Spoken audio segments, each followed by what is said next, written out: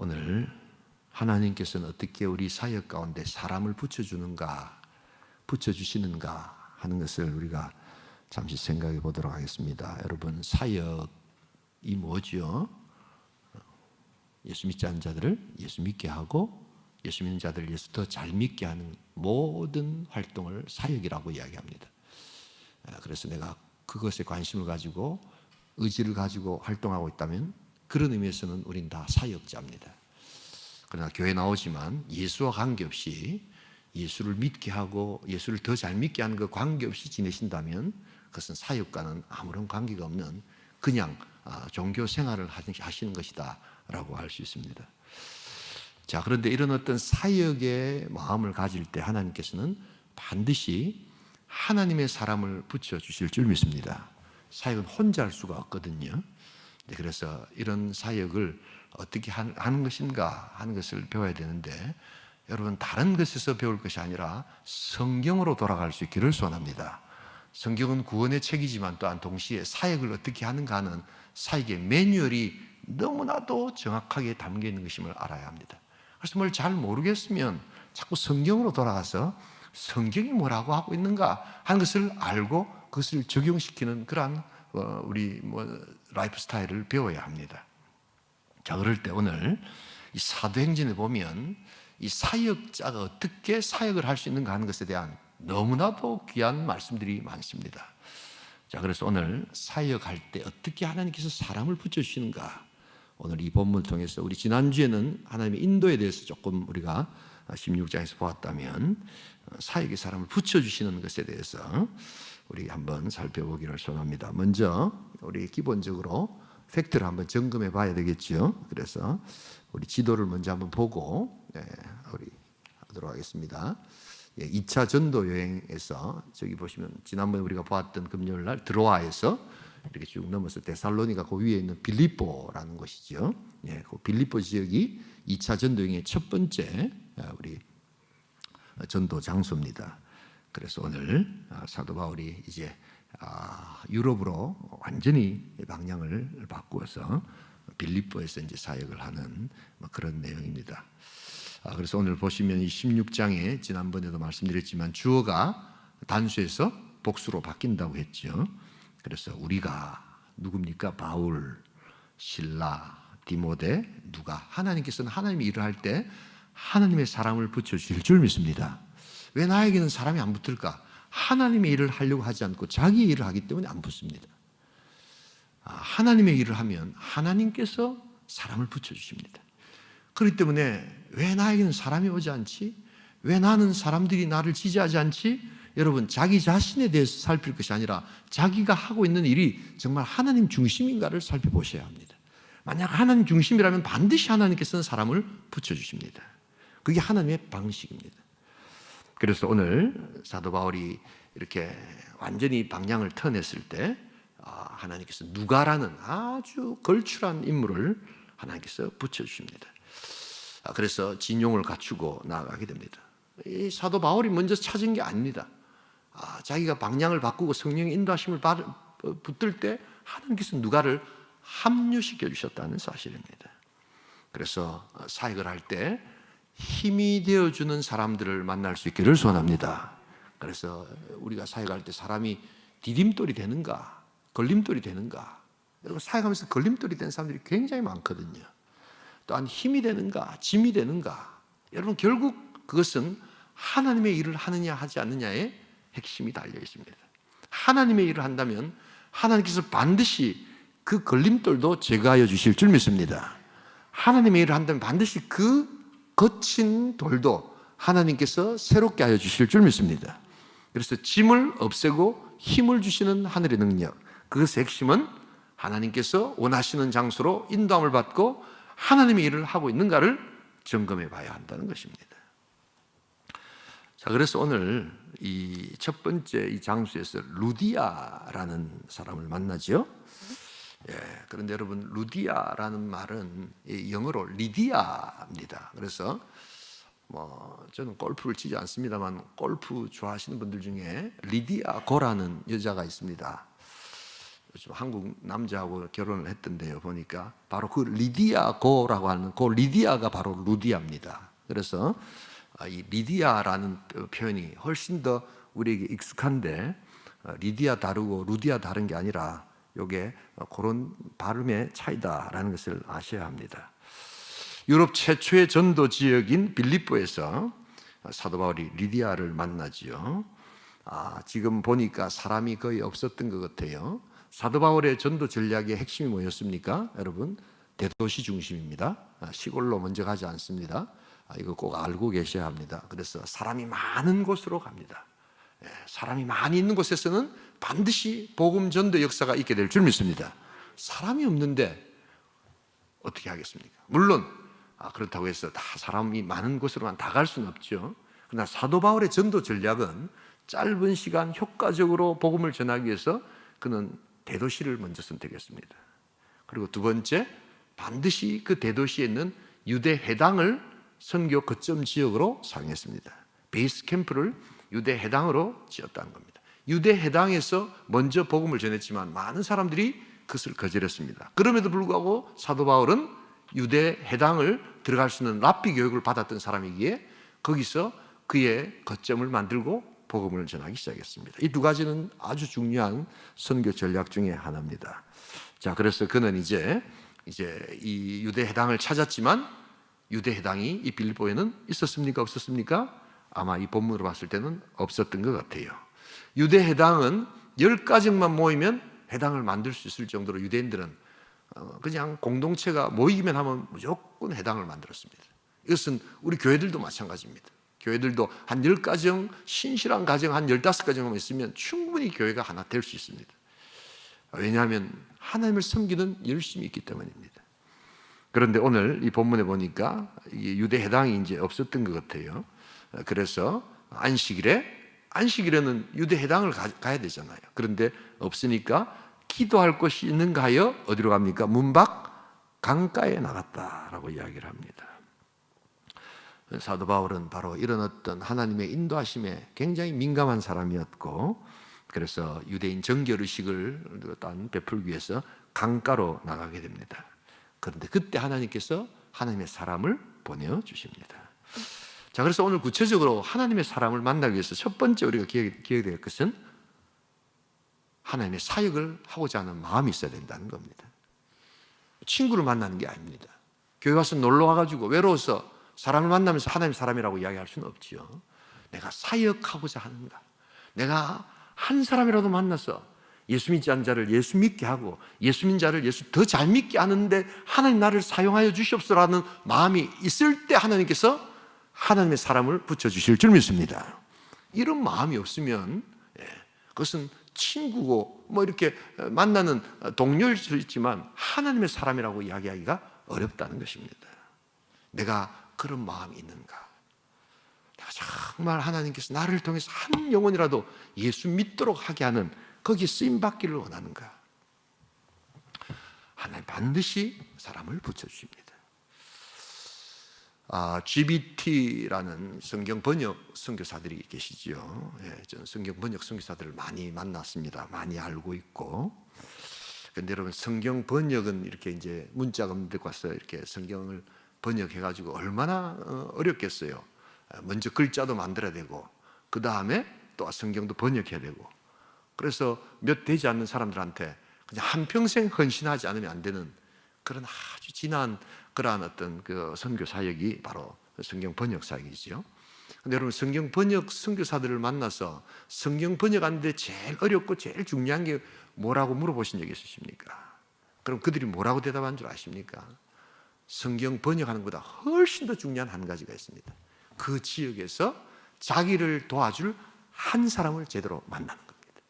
이 사람을 잘못 만나면 그 사람이 그 지역에 대한 문화나 또한 여러 가지 것들을 해석하는 데 있어서 그 사람을 통해서 많은 것이 문제가 생기기 때문에 먼저 성경 번역을 시작하지 않고 오랫동안 이 성경 번역을 도와줄 하나님의 사람을 하나님 보내주십시오라고 그렇게 기도한다는 겁니다. 그렇지 않고서는 성경 번역을 열심히 했는데 나중에 보니까 완전히 딴판으로 번역을 하는 그런 경우가 많다는 겁니다.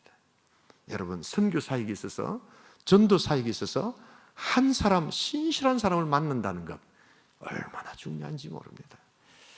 무엇보다도 하나님의 일들을 하고자 하는 그러한 간절함이 있을 때 하나님께서는 사람을 붙여주실 줄 믿습니다.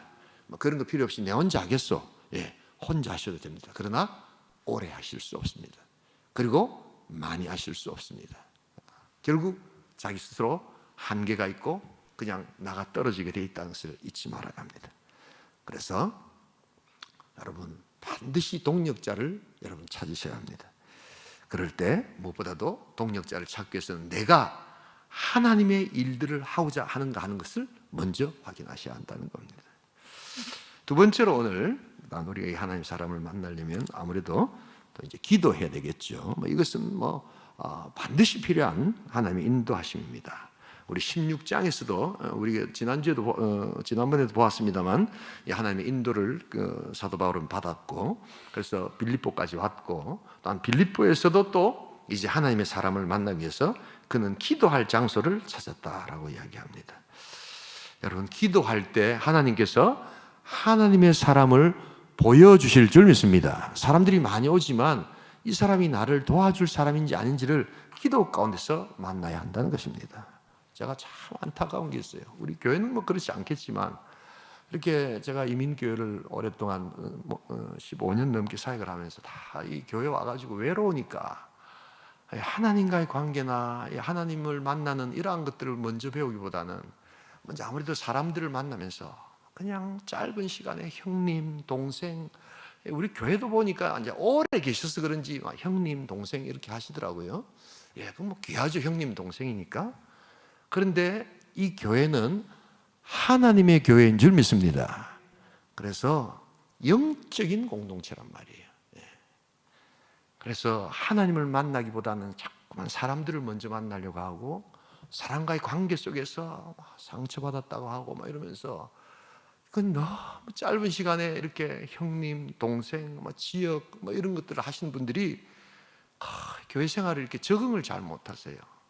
오랫동안 제가 목회를 하면서 안타깝게 여기는 것 중에 하나입니다. 가만히 보세요, 여러분. 이 교회 안에서도 유난스럽게 형님, 동생 하시는 분들이 있습니다. 굉장히 친밀하기 때문에 그럴 수도 있죠. 그러나 조심해야 합니다. 여러분, 그 관계가 얼마나 가는지를 여러분 한번 살펴보십시오. 하나님을 아버지라고 먼저 부를 수 있기를 소원합니다. 그리고 기도하는 가운데 하나님께서 보내주시는 하나님의 사람을 만나는 것이 훨씬 중요합니다.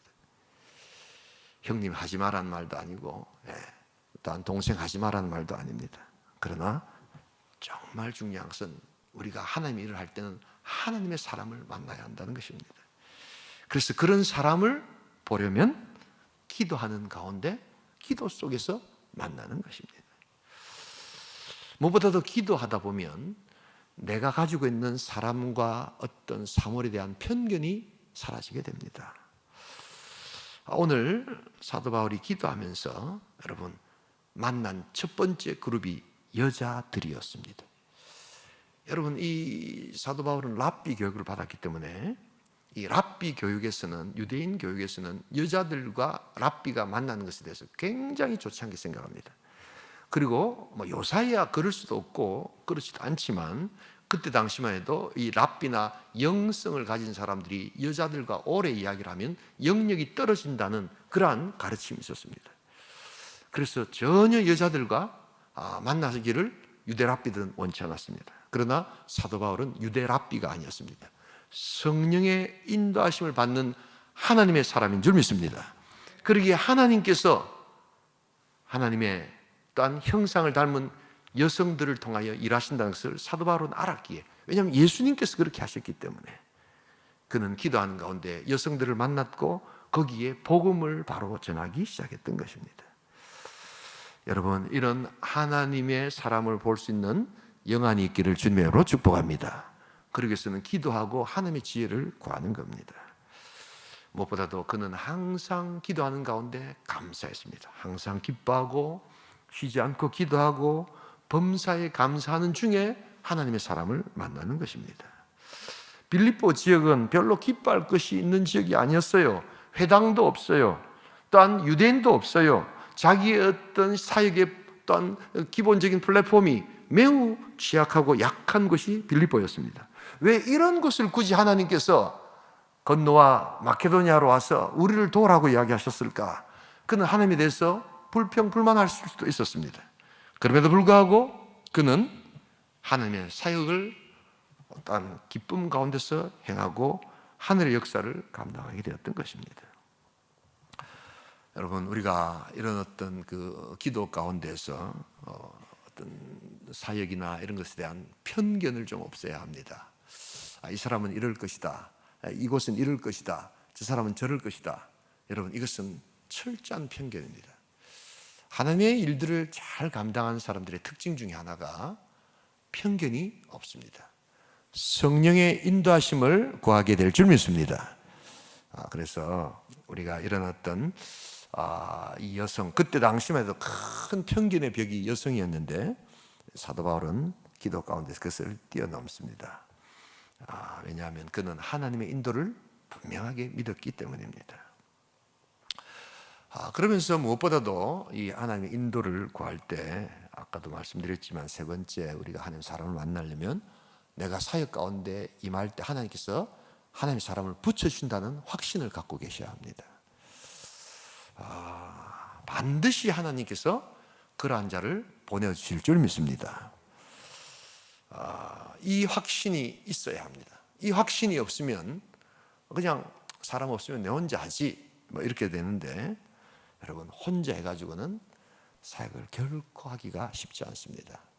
특별히 또한 선교지라든지 영적으로 굉장히 또한 영권과 영권이 싸우는 그러한 영적인 사역의 현장에서는 금방 지치고 금방 그러한 일들을 감당하기가 어렵다는 것을 곧 경험하게 될 것입니다. 여러분, 하나님의 사람을 보내주시는 것에 대한 확신이 있기를 소원합니다. 그리고 동력하고자 하는 마음이 있어야 되겠죠. 나 혼자 하겠다고 하면 할 수 있지만 결코 효과적인 사역을 할 수가 없습니다. 그리고 하나님이 또한 일하게 하실 때 하나님의 일하심에 순종할 수 있기를 소원합니다. 저는 1995년도 4월에 목사 안수를 받았습니다. 목사 안수를 받고 난 다음에 어떤 생각이 드냐니까, 하나님께서 나 같은 사람을 왜 목사로 이렇게 안수하셨을까, 그런 생각이 드는 거예요. 그리고 과연 나를 필요로 하는 것이 있을까, 이런 생각을 하니까 아무리 봐도 저 같은 사람을 부를 곳은 없다라는 판단이 들었어요. 나를 필요로 한 사람이 없다라고 생각이 들면 사람은 자연스럽게 뭘 하겠습니까? 내가 필요한 것을 만들게 되는 것이지요. 그래서 저는 그때부터 이제 유학을 준비를 했습니다. 물론 그 전부터 준비를 해서 나는 유학을 가야 되겠다. 그리고 거기 가서 그 유학을 하면 저를 필요로 한 사람 없어도 내 혼자 공부하고 내 혼자서 이렇게 성경 연구하고 하면 되니까 그러면서 이제 준비를 다 해가지고 미국의 그랜드 래피즈라는 곳에 켈빈 신학교에서 입학 허가를 다 받았습니다. 그리고 내 힘으로 가야 되니까 그 다음에 학비가 들잖아요. 그래서 교회에서 조금 도와주시는 게 있지만 그거 가지고는 택도 없이 모자라기 때문에 집사람하고 의논을 했습니다. 하루 불러가지고 미장원에 가서 미장 기술을 좀 배우라고 그렇게 내가 이야기를 했습니다. 지금 생각해 너무 부끄러운데, 제가 그 미국의 선배들한테 들어보니까 이게 그 사모들이 이렇게 미용 기술을 배우면 이게 돈이 좀 된다는 거예요. 그래가지고 죄송합니다, 이런 표현을 써서 죄송한데 야매로 하는 거 있잖아요, 보면요. 미국의 이 미용 기술 비싸거든요. 그러니까 이제 좀 기술 알면 막 머리도 파마해주고 말아주고 막 이래가지고 이렇게 돈을 좀 받고 생활이 된다는 거예요. 그러면 보통 또 이제 이렇게 이야기하면 보통 저희 집 사람 제가 이렇게 이야기하면 반대를 거의 안 하거든요. 배우겠다는 거예요. 자기도 좋아하고. 내 힘으로 뭔가를 해보려고 하는 이제 그런 어떤 계획들, 저는 그것이 나쁘다라고 생각해 본 적은 없습니다. 그러나 나를 필요로 한 사람이 있겠나라는 생각을 내 마음 가운데 했을 때는 내 힘으로 뭔가를 만들어 보고자 하는 그러한 생각들을 하게 되었습니다. 그러다가 새벽에 이제 기도를 하고 있는데 하나님께서 너는 하나님의 인도를 구하고 있나? 라는 마음을 주시는 거예요. 그래서 제가 다른 것도 하는 것도 아니고 신학 공부를 다 하겠다는데 그게 나쁜 건 아니지 않습니까?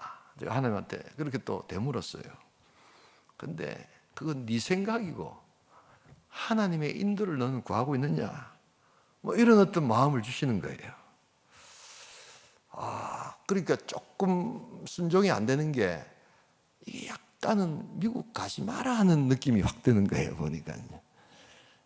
그런데 하나님께서 그런 마음을 주셔서 이제 기도는 그래도 제가 새벽에 하고 있었으니까 그때만 해도 또 제가 새벽 기도를 인도하고 이렇게 했을 때거든요. 그래서 기도를 딱 하고 하나님의 인도를 구합니다. 딱 기도했는데 바로 그 다음 날 어디 전화가 왔다는 거예요. 근데 네덜란드라는 곳이라는 거예요. 저는 네덜란드를 그때만 해도 뉴질랜드인 줄 알았습니다. 네덜란드라는 곳에서 어떤 장로님이 전화를 해가지고 어떤 목사님을 통해서 목사님을 소개를 받았다는 거예요. 그래서 네덜란드에 오시지 않겠습니까? 다짜고짜 그러시는 거예요. 정말 딱 기도하고 그 다음날 바로 전화가 딱 오는 거예요.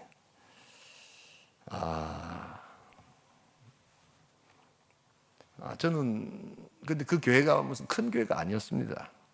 이민자들이 모이는 그런 그 교회인데 암스테르담에 있는 한인 교회였는데 이제 로테르담이라는 그 암스테르담에서 한 1시간 정도 떨어진 곳이거든요. 근데 이제 그 교회 사람들이 좀 부흥하면서 구역이 로테르담에서 이제 왔다 갔다 하시던 분들이 한 3구역이 떨어져 나와가지고 아예 그러면 이제 암스테르담까지 가지 말고 로테르담에 이제 교회를 하나 개척해 보자 이렇게 하면서 목사를 찾고 있던 중에 이제 저를 소개받은 겁니다. 뭐 그렇게 매력적인 교회가 아니었습니다. 사람이 뭐 많다든지 아직 완전히 또 자립도 되지 않는 뭐 그런 곳이었습니다. 그래서 처음엔 제가 안 간다고 했습니다. 그리고 저는 미국에 가야 되기 때문에 미국에 이렇게 입학 허가서를 다 받았고 그래서 저는 가지 않겠습니다라고 이야기를 했는데 그 다음 날인가 하여튼 그 이야기를 한 4, 5일 뒤에 이제 전하고 한 일주일 지나서 이제 기도를 하고 있는데 하나님께서 너는 목사 안수를 받은 목사가 너를 필요로 한다고 하는데 그걸 거절할 수 있느냐라고 이야기하시는 거예요. 너를 필요로 하는 곳이 있다면 가겠다고 한 것이 목사 아니냐? 네가 원하는 곳에 가는 것이 중요하냐? 너를 필요로 하는 곳에 가는 것이 중요하냐? 여러분 어디가 더 중요하신 것 같아요?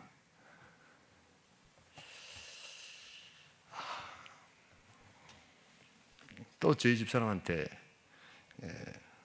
이야기를 했습니다. 우리 집사람이 싫다면 안 가려고 했습니다.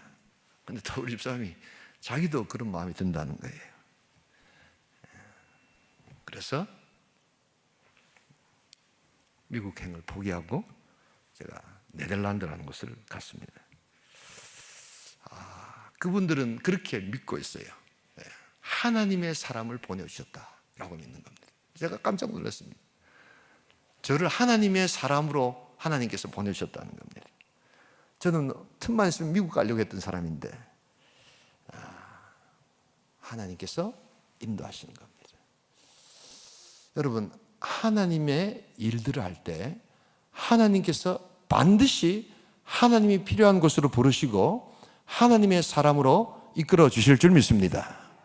지금 제 인생에서 제일 잘한 순종이 저는 그거라고 생각합니다. 그때 제가 만약에 미국을 갔다면 아마 제 인생은 굉장히 힘든 나락으로 떨어졌을 것이다 하는 것이 제가 미국 다시 가서 그걸 알게 되었습니다. 그걸 나중에 하나님께서 가르쳐 주시더라고요. 여러분 우리가 하나님의 일들을 할 때 반드시 하나님의 사람을 붙여주실 줄 믿습니다. 하나님을 필요로 하고 하나님을 사랑하는 자들을 반드시 일단 우리에게 보내주실 줄 믿습니다. 그때 순종하는 것이 중요합니다. 그때 순종하는 것이 중요합니다. 그리고 그 다음에 뭘 해야 되느냐? 그 다음 복음을 듣게 하는 겁니다. 우리 다 함께 14절 같이 읽겠습니다. 함께 읽습니다. 두아디라시에 있는 자색 옷감 장사로서 하나님을 섬기는 루디아라는 한 여자가 말을 듣고 있을 때에 주께서 그 마음을 열어 바울의 말을 따르게 하신지라. 이 여자는 종교성이 좀 있었던 사람입니다. 그래서 어떤 구체적인 복음에 대해서는 모르지만 어떤 신적인 세계관과 또한 그 천지 우주 만물에 어떤 신이 계신다는 것에 대해서는 그는 알고 있었던 사람인 것 같습니다. 그래서 사도 바울이 전하는 복음의 이야기를 들었습니다. 그의 말을 듣고 있을 때라는 것은 단순한 청각의 작용이 아니라 바로 그의 지적 작용을 같이 사용했을 때 요단어를 씁니다. 그러니까 이 리디아라는 여자는 상당히 좀 지적인 여자였다는 것을 우리가 알 수 있게 됩니다. 그런데 하나님께서 바로 그것을 통해서 일하시고 하나님의 사람으로 바꾸어 주실 줄 믿습니다. 굉장히 지적인 어떤 능력이 작용하면서 일어났던 역사입니다. 여러분 나중에 보시면 이 16장 후반부에 보면 그 다음에 바로 또 사도 바울이 전도를 할 때 어떤 분을 만나냐면 점치는 귀신 들린 여인을 만나는 그러한 전도가 나옵니다. 그거는 완전히 귀신을 쫓아내고 성령의 사역들을 감당하는 그러한 아주 독특한 또한 사역이 나타납니다. 그래서 사도 바울의 사역을 하나로 이렇게 딱 규정하기가 어려운 굉장히 지적인 사역과 또한 영적인 어떤 성령 사역이 동시에 나타나는 곳이 바로 빌립보 지역입니다. 그런데 이 리디아라는 여자는 바로 이런 아주 지적인 그 말씀이 그러한가 하는 것을 깊이 생각하고 하나님께서 그를 하나님의 사람으로 만들어 주신 것입니다. 여러분, 이런 하나님의 놀라우신 역사에 순종할 수 있기를 소원합니다. 바로 이 리디아가 이제 처음으로 복음을 받고 여성이 뭘 하겠느냐라고 생각할지 모르지만 놀랍게도 여기서 교회가 시작되고 여기서 또한 하나님의 사람으로 리디아가 사도 바울을 돕기 시작하는데 죽을 때까지 이 리디아가 물질과 기도로 사도 바울을 동력하는 동력자가 되었다는 사실입니다. 이 두아디라라는 곳은 원래 물감, 염료가 아주 발전한 곳입니다. 오늘 본문에 보시니까 보니까 우리 이 리디아가 두아디라시에 있는 자색 옷감 장사로서 이렇게 되어 있죠.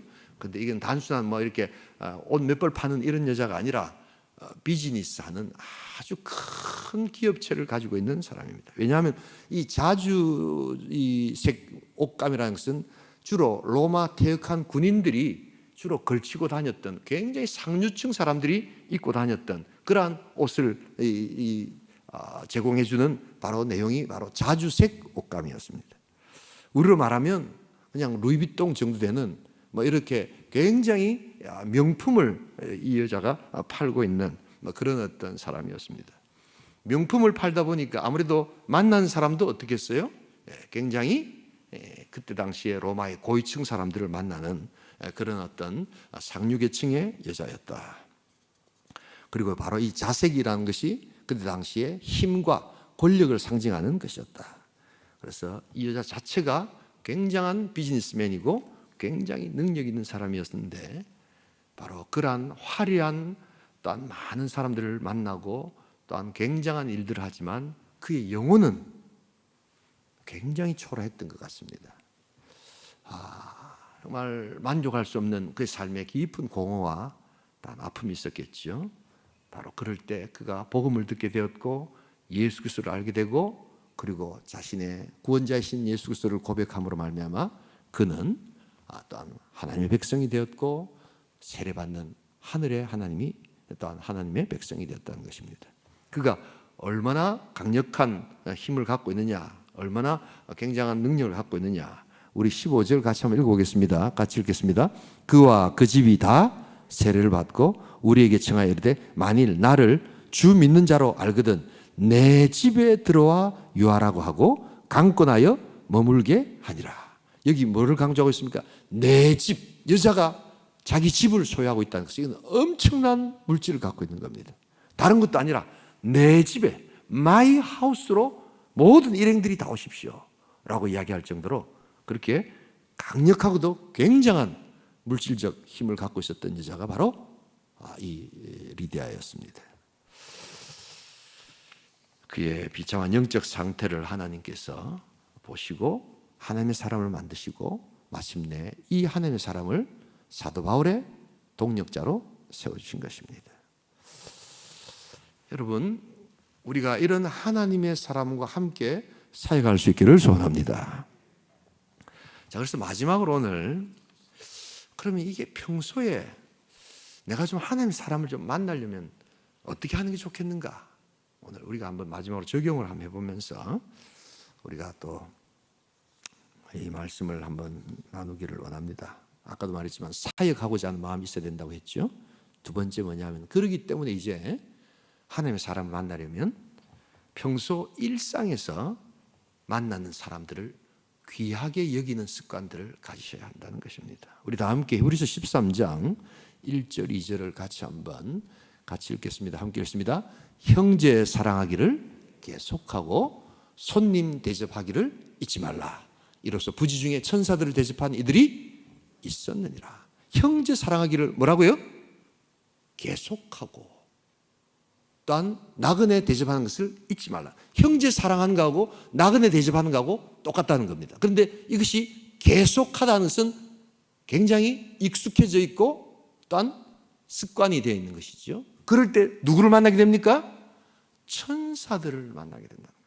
하나님께서 예비한 사람을 만나게 된다는 것입니다. 천사를 만나고 하나님의 사람을 만나기 위해서 먼저 해야 될 것, 그것은 일상에서 우리가 대하는 사람들을 계속해서 존중하고 그런 사람들을 귀하게 여기는 내 삶의 습관이 되어 있을 때 하나님께서는 사람을 또한 우리에게 보내주실 줄 믿습니다.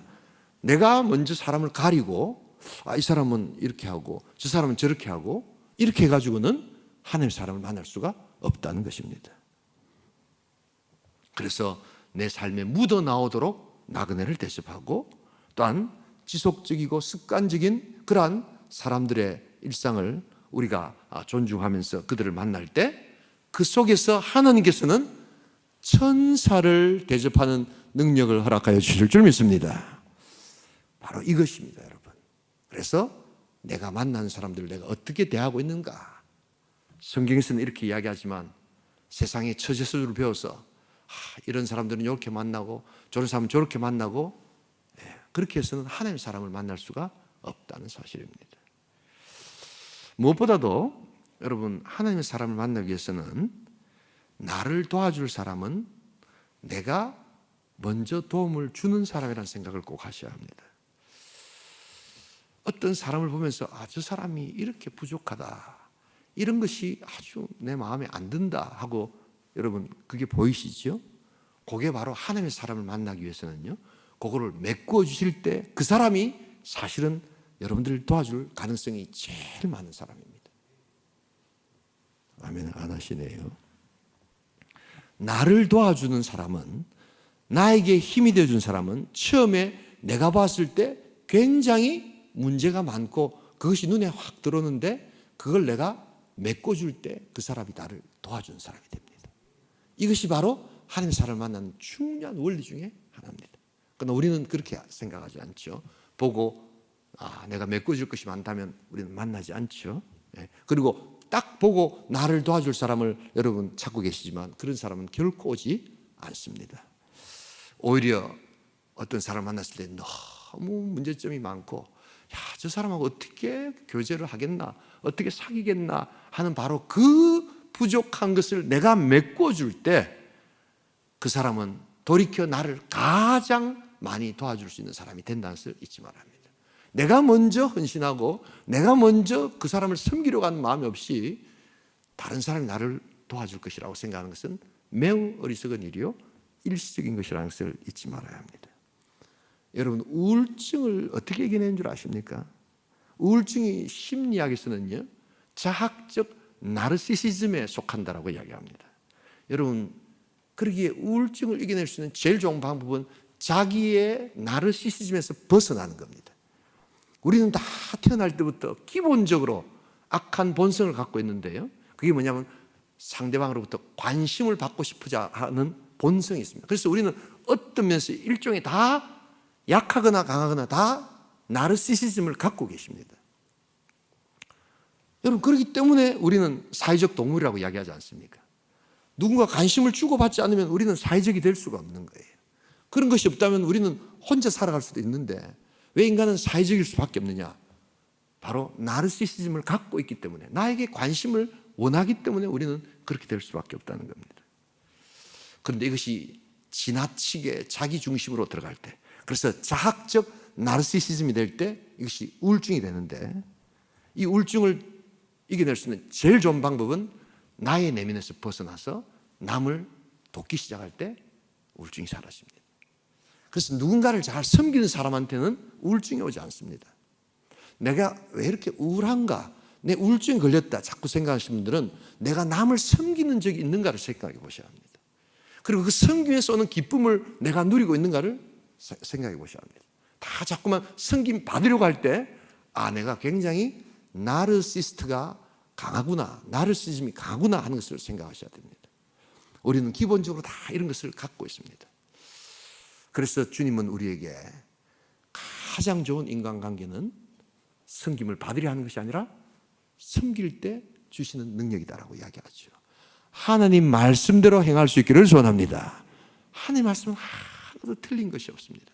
그러나 우리는 하나님 말씀에 순종하지 않고 그 말씀을 그냥 넘겨버리기 때문에 그렇습니다.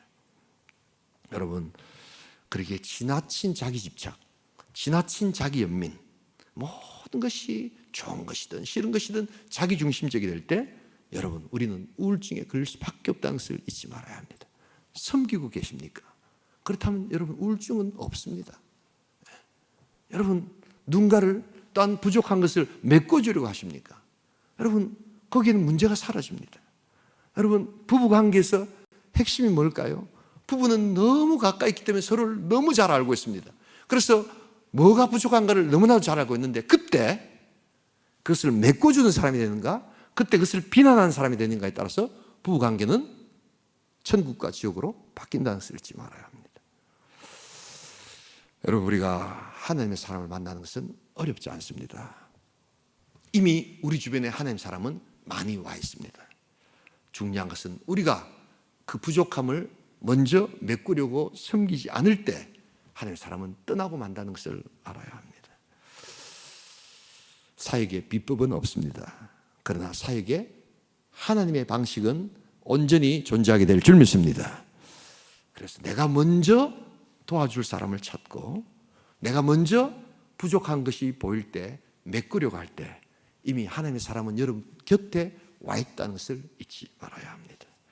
아, 저 사람하고는 안 맞아가지고, 안 맞아서 헤어지면 하나님의 사람도 떠날 수 있다는 것을 여러분 알아야 합니다. 안 맞기 때문에 내가 도와줌으로 놀랍게도 그 사람이 한평생 나를 지켜주고 또한 지지해주는 하나님의 사람이 될 수 있다는 것을 잊지 말아야 합니다.